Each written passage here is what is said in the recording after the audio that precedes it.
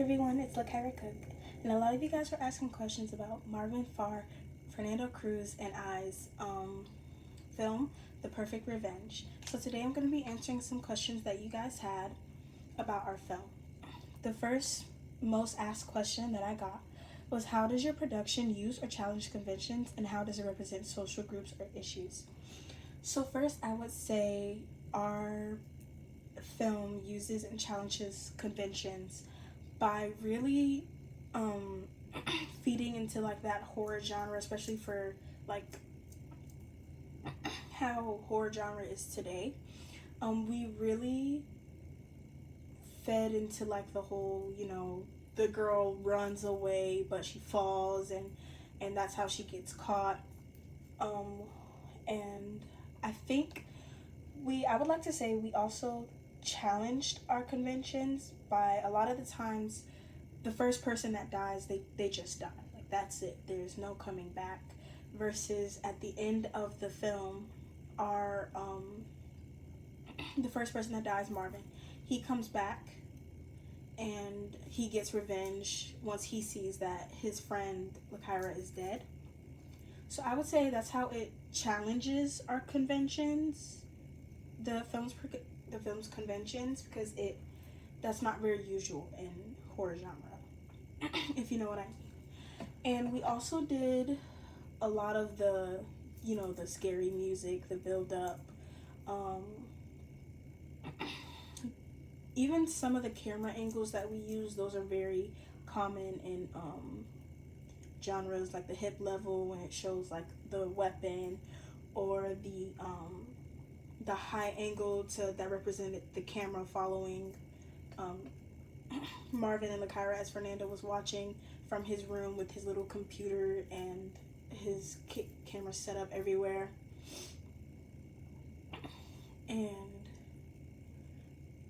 yeah, that's what I would like to say. I would also say it represents social groups by, technically we weren't really a group, it was just two of us, so it was like a couple.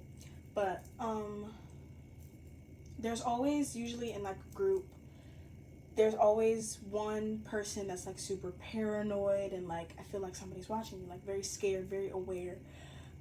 Within like social groups, especially in horror, there's always one person that just like, they know something's wrong. And then there's always the other person that just kind of brushes it off and they're like, no, like everything's okay, like you're overreacting. And so in our film, Kyra was the person that was more paranoid, that was more like, she said in the film, I feel like I'm being watched. Versus Marvin was more like, like laughing it off because, he scared her and everything.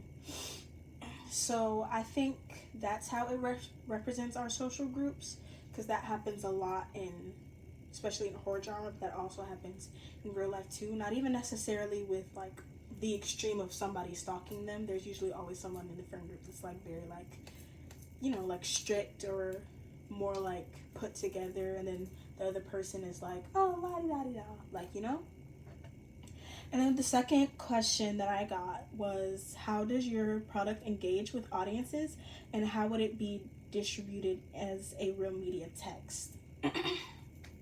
So I believe our product engaged with audiences. We did a lot of ads on TikTok.